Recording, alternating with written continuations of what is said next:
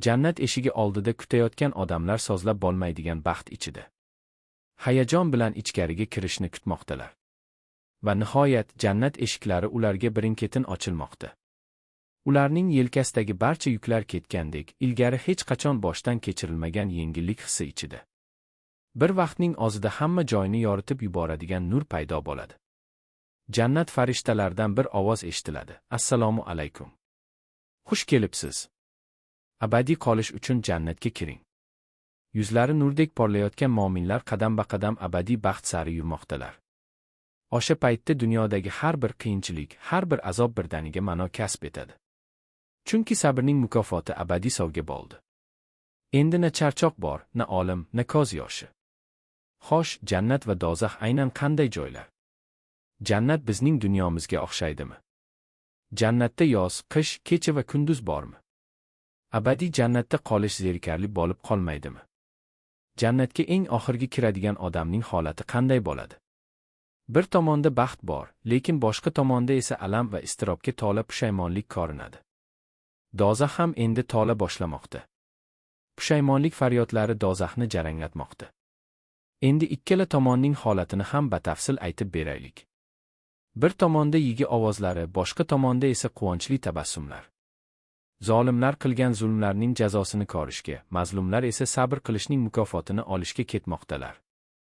Endi jannat ahli uchun barcha qiyinchiliklar, barcha alamlar, barcha stresslar ortda qoldi. U yerda na yolg'izlik bor, na bir tomchi ko'z yoshi. U yerda nafslar istagan va ko'zlar zavqlanadigan hamma narsa bor. Va siz u yerda abadiy qolasiz. Siz doimo sog'lom bo'lasiz, hech qachon kasal bo'lmaysiz. Abadiy yashaysiz, hech qachon olmaysiz. Har doim yoshligingizni saqlaysiz va hech qachon qarimaysiz. Doimo ne'matlar ichida bo'lasiz va hech qachon qiyinchiliklarga duch kelmaysiz. Inson jannatda doimo 33 yoshda bo'ladi. Bu yerdagi 33 yoshdan maqsad insonning eng kuchli, eng ideal yoshi deb talqin qilinadi. Jannatda er-xotin birga kirsalar, nikohlari baxtli tarzda davom etadi. Dunyoda uylanmaganlar esa jannatda o'zlari xohlagan odam bilan uylanadilar. U yerda hech kim yolg'iz qolmaydi. Uning tuzilishi oltin va kumush gishtlardan, ohaki miskdan, shagallari dur va yoqutdan, tuprogi zafarondan iborat. U yerga kirgan kishi ne'matlarga ega bo'ladi, azob chekmaydi. Abadiylik kasb etadi, olim bilan uchrashmaydi. Kiyimlari eskimaydi, yoshligi yo'qolmaydi. Qiziqarli tomoni shundaki, dunyodagi qonunlar u yerda amal qilmaydi. Ya'ni xohlagan narsangiz bir zumda ro'yobga chiqadi. Meva yeyish uchun urug'ni yerga ekish, quyosh yoki yomg'irga ehtiyoj yo'q. Chunki u yerda sabablar yo'q. Alloh siz xohlagan narsani to'g'ridan-to'g'ri yaratadi. Daraxtdan uzilgan mevadan keyin yangisi darhol paydo bo'ladi. Daraxtda hech qanday kamomad bo'lmaydi. Bu dastlab aql bovar qilmaydigan tuyulishi mumkin, lekin bu oxirat olamining o'ziga xos tuzilishdan kelib chiqadi. Jannatda go'sht istasangiz, u darhol qovurilgan holda oldingizga keltiriladi. Jannatda na kin, na g'azab, na hasad bo'ladi. Ichimizdagi barcha yomon va qayg'uli his-tuyg'ular bizdan olinadi.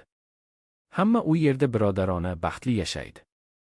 Biz ularning yuraklaridagi gilni olib tashladik. Endi ular taxtlar ustida birodarlar sifatida qarama-qarshi o'tiradilar. Ularning qalblari bir kishining qalbi kabi. O'rtalarida ixtilof yoki adovat yo'q. Jannatliklar do'st va birodarlar sifatida dunyodagi xotiralarni muhokama qiladilar, o'sha paytlarni ko'radilar va xuddi film ichiga kirgandek voqealarga guvoh bo'ladilar. Jannat shunchalik tinchki, u yerda toza suv daryolari, sut daryolari, asal daryolari va biz bilmagan yana ko'plab daryolar bo'ladi. Allohdan qo'rqadiganlarga va'da qilingan jannatning ostidan daryolar oqadi. Ularning taomlari va soyabonlari doimiydir.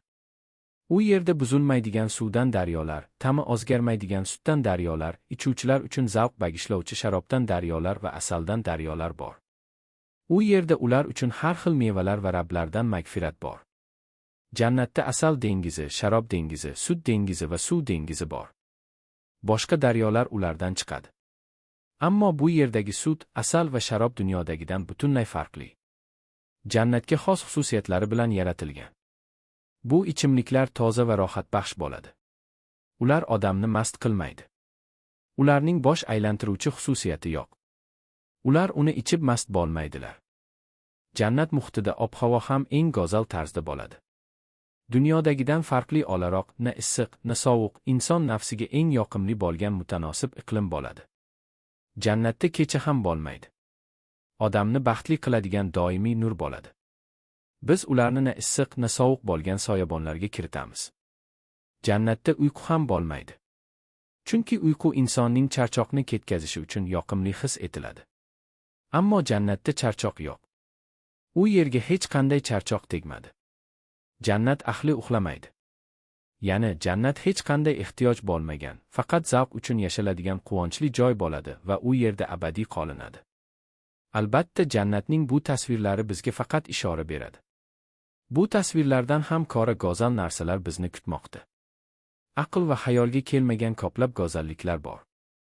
Solih qullarim uchun ko'z ko'rmagan, quloq eshitmagan, insonning xayoliga ham kelmagan ne'matlarni tayyorladim.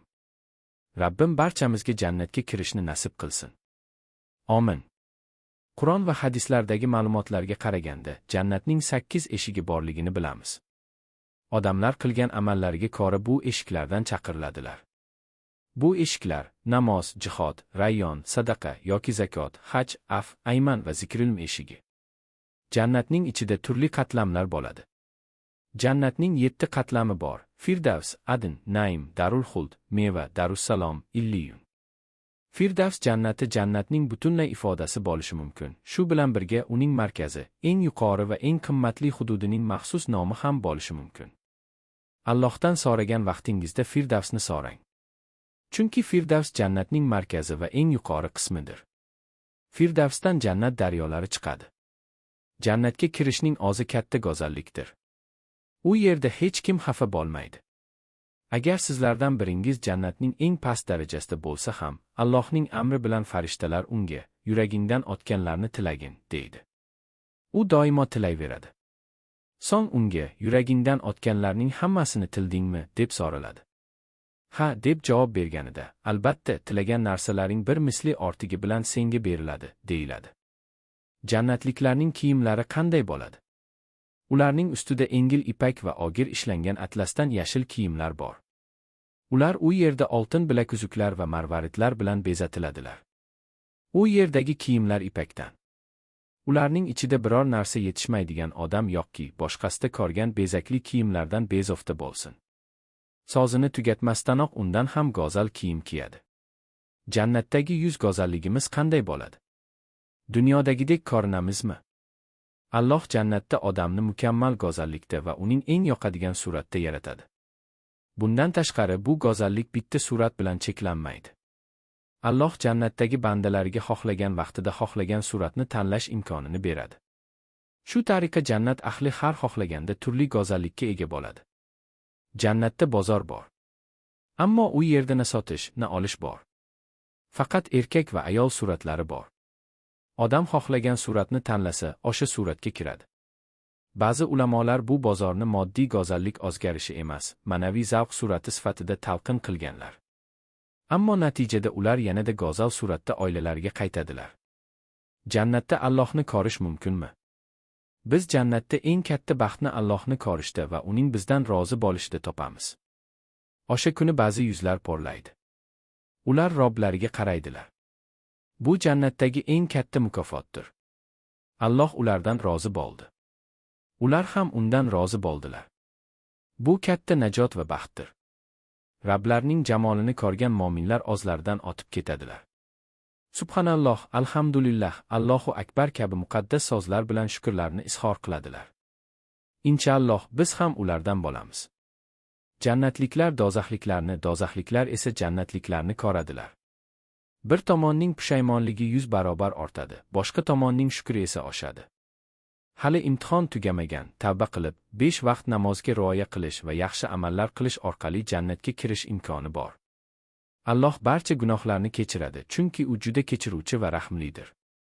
Hali hayotda bo'lsangiz, o'zingizni tuzatish uchun imkoningiz bor. 5 vaqt namozni o'qish, tavba qilish va yaxshi ishlarga shoshilish orqali abadiy jannatga yo'l topishingiz mumkin. Bu abadiy baxt uchun arziydi. Amin.